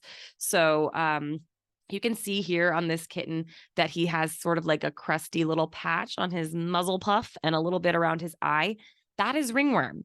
So you're going to see either total fur loss or a crusty area. Sometimes you're not going to see anything, but they might still have ringworm. But that's what it often looks like. What's important to know is it is zoonotic, which means that it can be spread to you and to other animals in your house, but don't panic, please. This is something very similar to athlete's foot, right? So something that can spread between people, can spread between animals. It's a fungal infection of the skin, but it is super treatable. It's not life-threatening, except that a lot of shelters, unfortunately, do end up having to euthanize for ringworm because people are afraid to foster them. So if you want to be a superhero, you want to be an awesome life-saving superhero, you can sign up to foster kittens who have ringworm. It's a commitment of, several weeks, but you're going to give this kitten the opportunity to get to live a 20-year life and not have their life totally cut short just because they got some silly fungal infection. So please listen to this section and consider fostering ringworm kittens. The treatment for ringworm is often multimodal, meaning it's not just one thing. We're going to have a couple different approaches. One thing that we might have is an oral antifungal medication. So this is like a liquid medication that they take by mouth.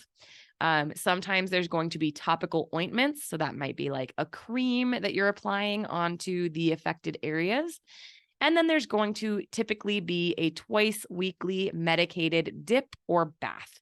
A dip is something that is like a liquid that they're fully immersed in and it stays on them. A bath is, what you see here. They're getting bathed and then rinsed. So typically it's going to be like a combination of these things. The most common historical treatment in shelters has been lime sulfur dip. It's a powerful antifungal. It is very affordable, but it stinks very bad and kittens don't like it and people don't like using it. So what I want to impart to you is that other options are available and are effective.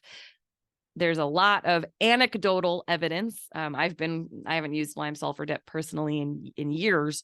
But that is what the study that we're funding is looking at is treatment modalities that do not use lime sulfur dip, trying to put some data behind that to be able to help people feel comfortable stepping away from lime sulfur dip because the treatments, the other treatments are pretty easy, are not so caustic, are much more comfortable for people and for the animals. I know. Yeah. Anna says the worst smell ever. Nikki asks, what causes ringworm? Well, ringworm is a fungus, so it is spores. It's fungal spores, which can just kind of float around in the environment.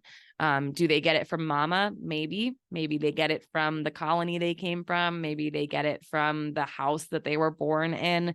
A kid could get it at school and bring it home to mama cat or to kittens, but it's primarily going to be immunosuppressed animals and people who are going to get ringworm. So, young kids, the elderly, and same with cats, young kittens are going to be more likely to develop an infection of ringworm. So, we want to be just taking care to make sure that we're protecting everybody in that situation. But other options are effective and available. Please make sure you're supporting the skin also because something that happens with ringworm, especially if you're using lime sulfur dip, it's a super caustic, irritating, drying treatment. So you can apply topical vitamin E oil once a day to help soothe the skin. The skin wants to heal. Like somebody else said, it's self-limiting. So the skin is trying to heal and we can support it in healing throughout that process. But let's watch this little video. I'm going to answer questions in the chat as we're watching this video together. And then we'll talk some more about ringworm. How will you know if a kitten has ringworm? If you can see any signs of hair loss or skin irritation, it's good to talk to a vet to rule out this funky fungus. A vet can do a skin scrape and culture it to confirm presence of the fungus. In some cases, these confirmatory tests can take a long time, so it's often good to go ahead and get started with your treatment if the vet does suspect ringworm. The other common method for diagnosing ringworm is a black light or a woods lamp. Certain strains of ringworm will glow under a black light, so when you shine it on them, you may see that their patchy parts look bright purple. Just be careful using this method because not all strains of ringworm will glow. And there are things that will glow that are not ringworm. Let's talk about baths and dips. Twice a week, you're going to bathe or dip your kitten in a medicated bath. There are several different kinds, but first I'll talk about the most commonly used method for working with ringworm kittens, which is lime sulfur dip. Lime sulfur dip is an antimicrobial concentrate that kills fungi. It has a pungent smell like rotten eggs, so it's kind of gross to work with, but it's very effective and it's affordable. You'll follow the instructions on the bottle to dilute the concentrate, and then you'll dip the kittens into the solution, carefully coating their body. Use a washcloth or a cotton pad to carefully apply the dip to the face, avoiding the eyes. Once the kitten is dipped in the lime sulfur, that's it. Don't rinse them, just let them dry completely. Now I use a different medicated bath that contains the antiseptic chlorhexidine, and the antifungal ketoconazole. Using the shampoo method, you'll wash the kitten with the shampoo thoroughly, being very careful while washing the face using a cloth or cotton pad. Be careful not to get the shampoo into the eyes. Once the kitten is covered in the shampoo, you'll leave the product on for 5 to 10 minutes, then thoroughly rinse it off of them and get them dry and warm as fast as possible. You should be aware that dips and baths can be very traumatic to kittens because they're made to be wet for a period of time.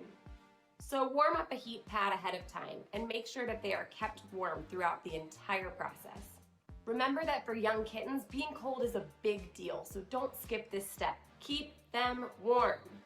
After I do my shampoo baths, I always dry the kittens immediately and place them on a blanket with a heat pad underneath it. Next, let's talk about topical treatments.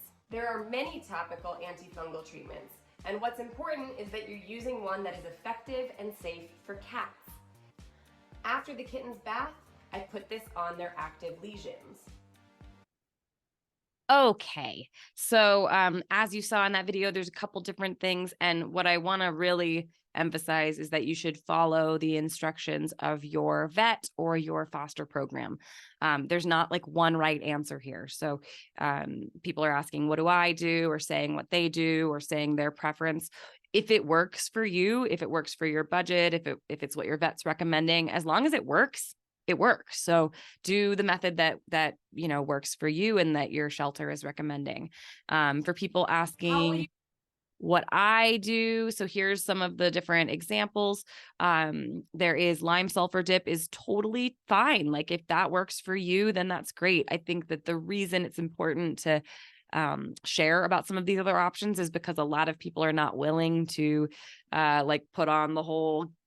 They don't want to put on the smock and deal with the lime sulfur dip, and it's very stinky and it stains and all of that stuff. So that is totally an option, and it's absolutely okay and incredibly effective and affordable. What you saw me using in the video is a ketoconazole chlorhexidine shampoo called Keto Hex.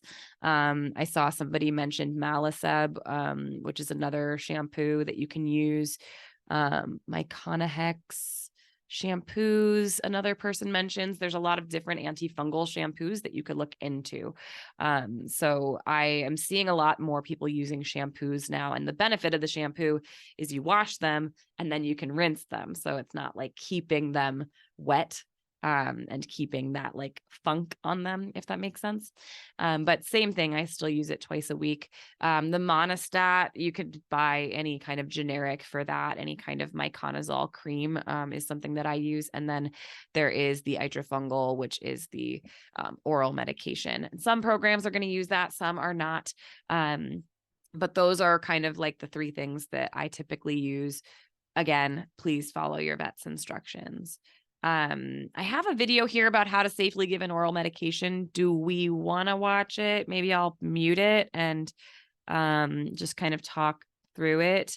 The important thing here is just that if you are doing ringworm and you have an oral medication, that how to give it to them appropriately. So I do it like this in the side of their mouth. They kind of have this spot between the canines and the premolars that you can slip it in, and we don't want to be like shooting it down their throat where they can like inhale the drug. So we want to just kind of like slide it in on the side here. You're going to see here how that's going to work. Slide it in and give them their medication. All right. The other thing to know about ringworm, and really honestly, anytime you're fostering, is to please disinfect frequently, but especially with ringworm, because ringworm, like I say, it is a fungus, and the spores, I don't know if you guys watched The Last of Us. It's kind of like that. There's any rescuer who watched The Last of Us, if you've seen this show or if you played the game, you're like, traumatic. It reminds me of ringworm. And there's all these little like microscopic spores and you can't see them, but they're floating around, right? And so we want to be sanitizing our environment. And that includes frequently touched items like faucets, doorknobs, light switches, your phone, even like the items of clothing that we're wearing. When I'm working with ringworm kittens, like I'll typically have a pair of sweatpants and a sweatshirt that I just pop on over my clothes when I'm going to be working with them, so that I'm just minimizing the contact of that kitten's spores with other things in my house or other animals in my house. But please get a good disinfectant. This is my favorite one, is Rescue.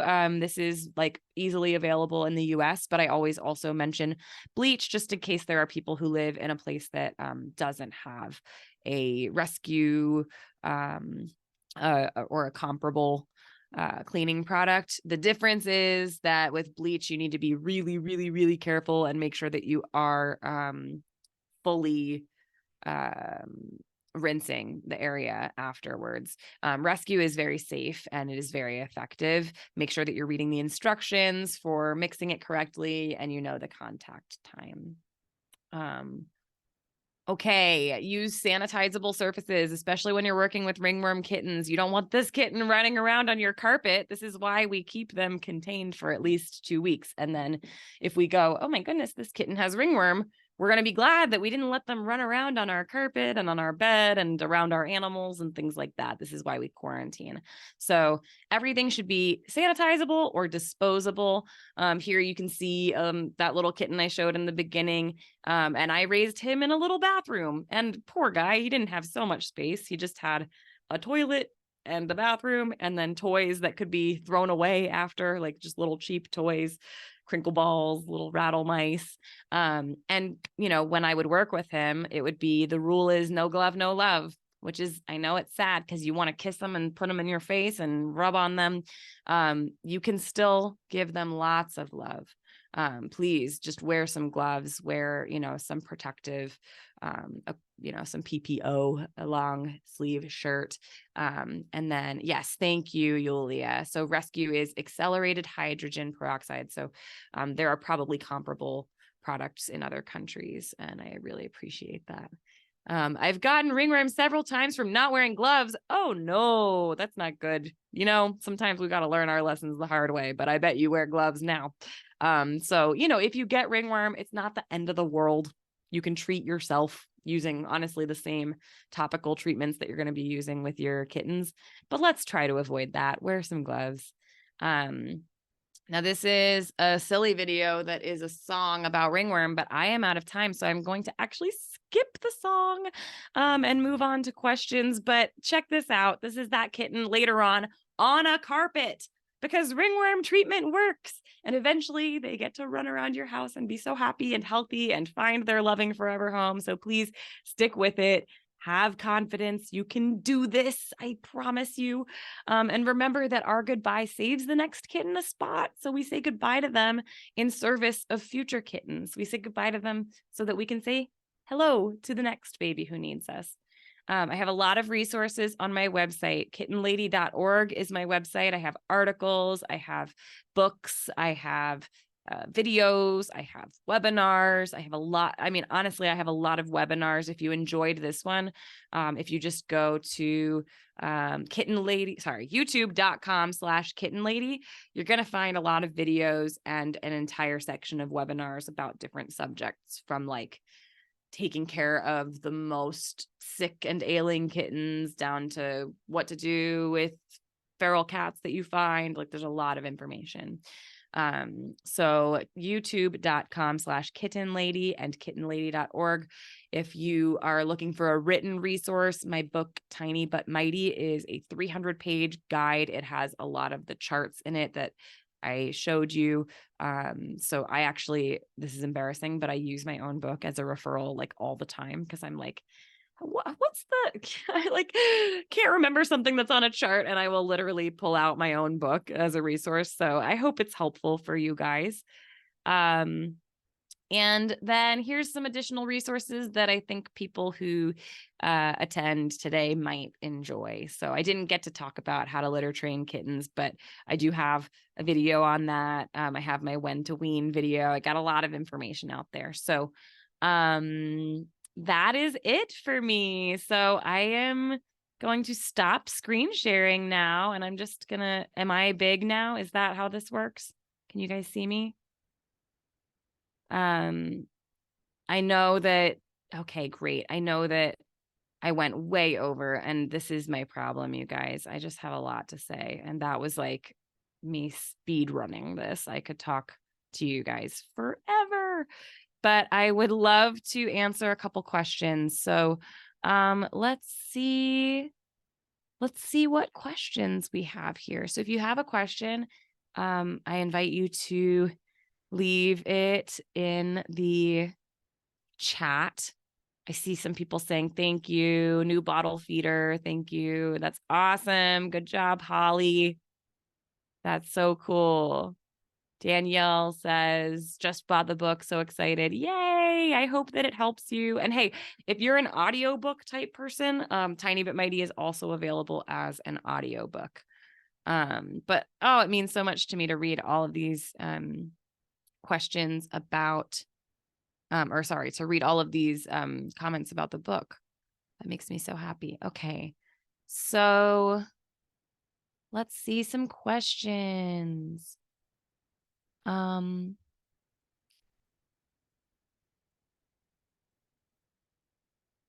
Interesting. So Katie is asking about how to advocate for sick kittens. You have kittens who your rescue is reluctant to pursue treatment for due to cost. How can you advocate for them? What a great question. Katie, you are my kind of person. I have been there myself. And, I think it's really going to depend on the personnel at your rescue or your shelter. But I think the best thing you can do is talk to them and say, hey, my kittens need something that might exceed the cost that, because it's reasonable. Organizations have to, have a budget for their animals. So it's not an unreasonable thing for them to say, here's our guidelines around what we spend. But it's also not unreasonable for you to say, I'm personally willing to, pay for it, or I'm personally willing to fundraise. I think if you offer that, they might be really open to it. And it might just be about finding the right person to speak with at the organization to make that offer. Fundraising is something you can do in so many different ways. It could be as simple as having a spaghetti potluck with your friends and asking everybody to donate $20, or it could be that you do like a fun sticker or t-shirt for them and try to get people at your workplace to donate, or there's so many different things you can do. So best case, I think, is just being honest with them that you are willing to do the work that it takes to go ahead and raise some funding for them. Okay, we have a question about how do you determine if kittens are ringworm free? So there's a couple different diagnostic tools for determining if kittens still have their ringworm or not. There's a PCR, and there is also the DTM tray, which I think I showed in the videos. But when you are working with a program, they're going to tell you like what their protocol is for clearing them of ringworm. They might do a culture, they might do a PCR. It really will just depend on the organization. I will say that in some cases, it's just looking at them with a black light, but you should be advised that black lights do not pick up every single strain of ringworm. So just because they don't glow, just because it doesn't glow doesn't mean it's not ringworm. So I would still do some other kind of diagnostic. Is it okay to transition a kitten back to formula if they're not eating on their own any longer because they have a URI? It would depend on their age. I mean, a kitten can absolutely be on formula. Typically they're on formula for at least 5 weeks. That you could extend that a week. You could extend that a week and a half. I think that if they're like 8 weeks old, I would not be putting them back on formula. I doubt that they would want to do that even. The thing about bottle feeding is the older they get, once they have those premolars, sometimes kittens will like shred the bottle. And it's because they're doing that thing where they're going from nursing to biting, and they have the teeth to shred. So putting them back onto a bottle if they are already like 6+ weeks old, I would say probably I would not do. But if you're saying because of a URI and they're not wanting to eat, a lot of the time that's going to be because they can't smell the food. So you could be doing things like a nebulizer, which sounds super intimidating, but I promise you is like actually incredibly affordable and easy. A nebulizer is like $30 and it'll last you a lifetime. And it's something that you can use to kind of help open up their airway. Hopefully they're on an antibiotic if needed. But yeah, for those babies, hand feeding and supplemental fluids. Sometimes they're going to need, they might need additional fluid support while they're recovering from that. Okay, let's see. How do you get started? Great question. Love that question.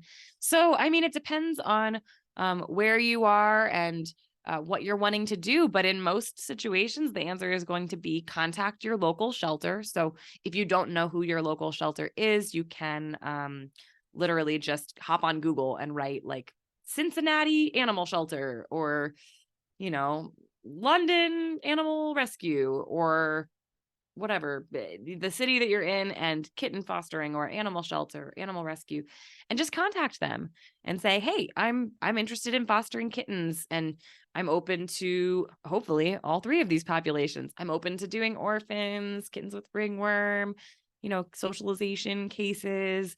Let them know what your interest is. And, now you have some tools to get started, and the shelter is going to provide you with the tools that you need in terms of veterinary care. They're going to cover the medical care typically.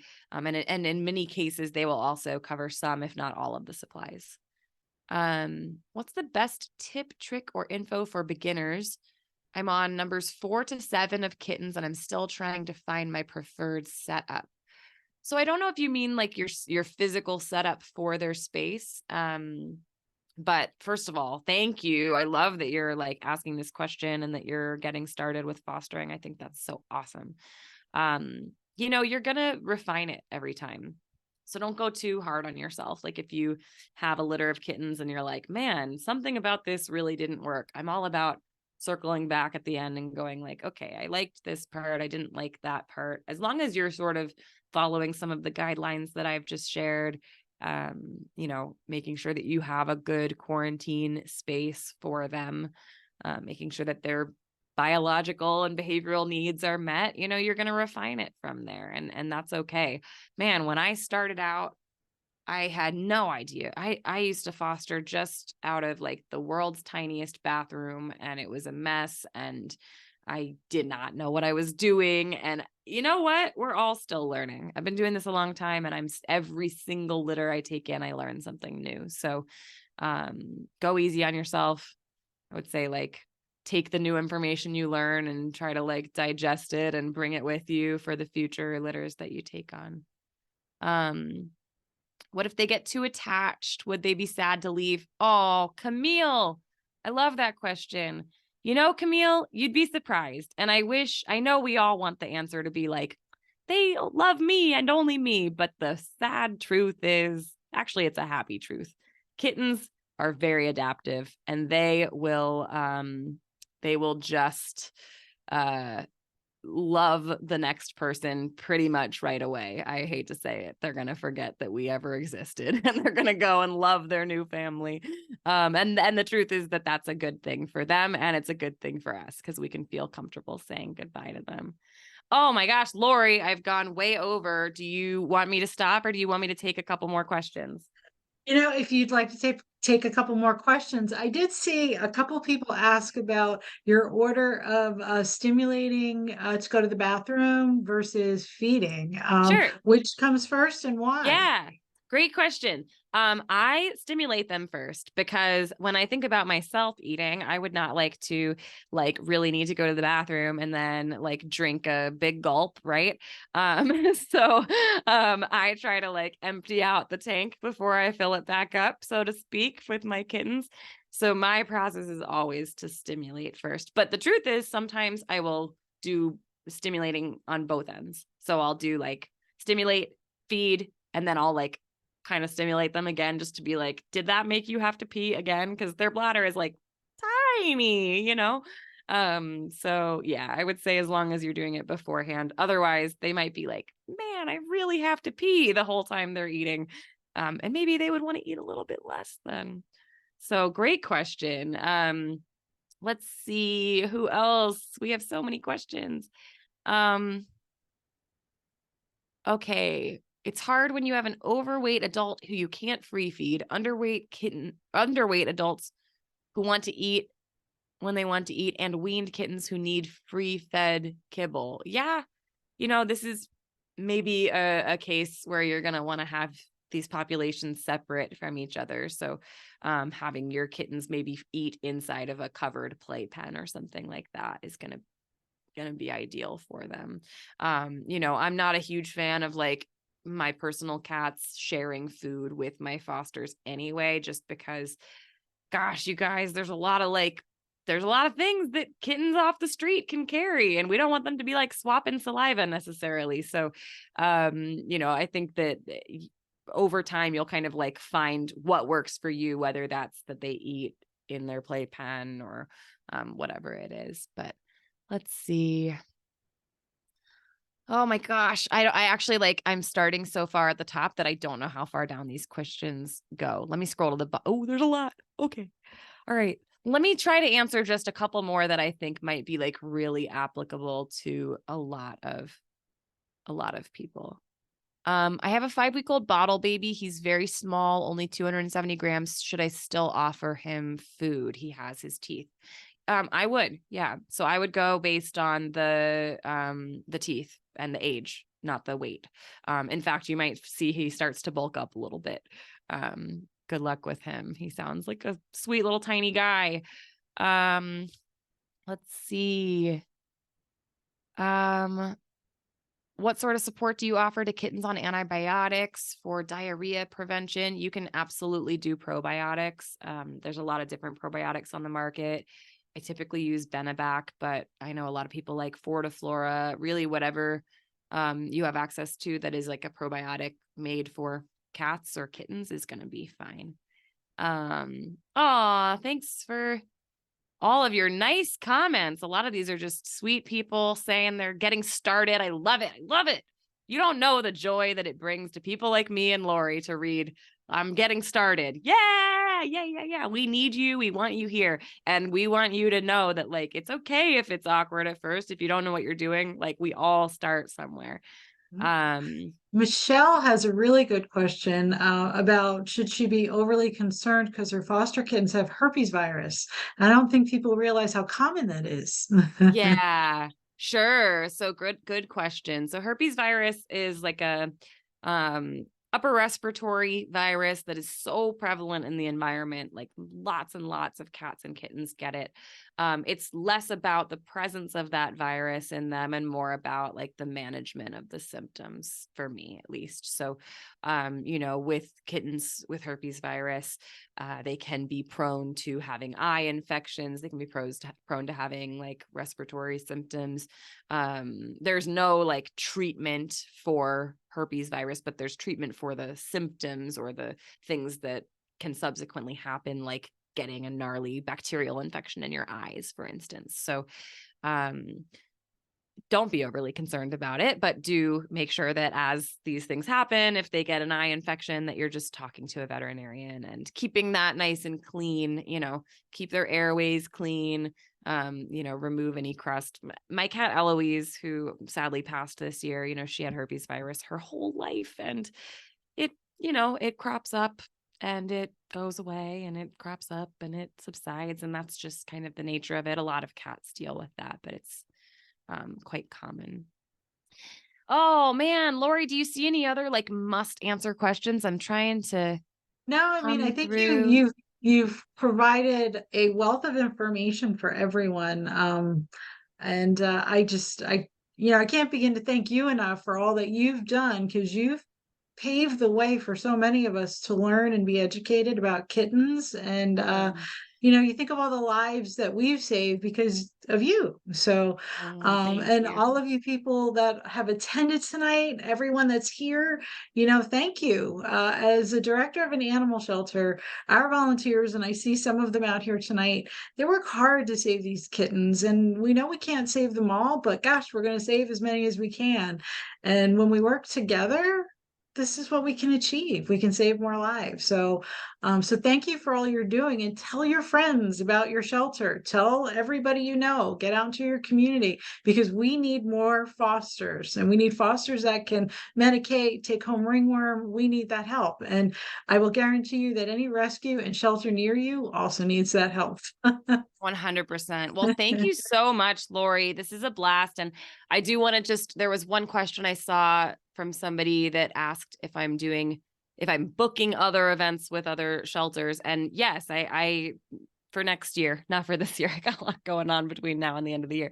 But for 2024, I'm absolutely looking to do online or in-person events. So it was like my main thing I did prior to the pandemic was traveling around and working with shelters, and I love it so much. And I have put out like 10 books in the last 4 years, which has prevented me from doing a lot of traveling because I'm just at home writing all the time. But next year, I want to change that. So next year, I would love, love, love to come visit lots of shelters and teach. So yeah, please reach out. I think that it's kittenlady.org/events, I think is where I have information.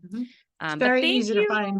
Thank Thank you you so so much. much. And And just, thanks to everybody for hanging out. I just love it. You yeah. guys are awesome. And one last thing for everyone here. So we have about 10 books that we're going to, the tiny but mighty books. And what we're going to do is at the shelter, we're going to pull your names out of a hat, and 10 of you lucky winners are going to receive Hannah's book. So enjoy it. And, reach out if you have any questions after the event. All of you have my email address because it was in the confirmation. So just shoot me a note if you have any questions, and we'd be more than happy to answer them or help you out. Okay. All right. Thanks, everyone. Thank you. Have a great Thank you. night. Bye.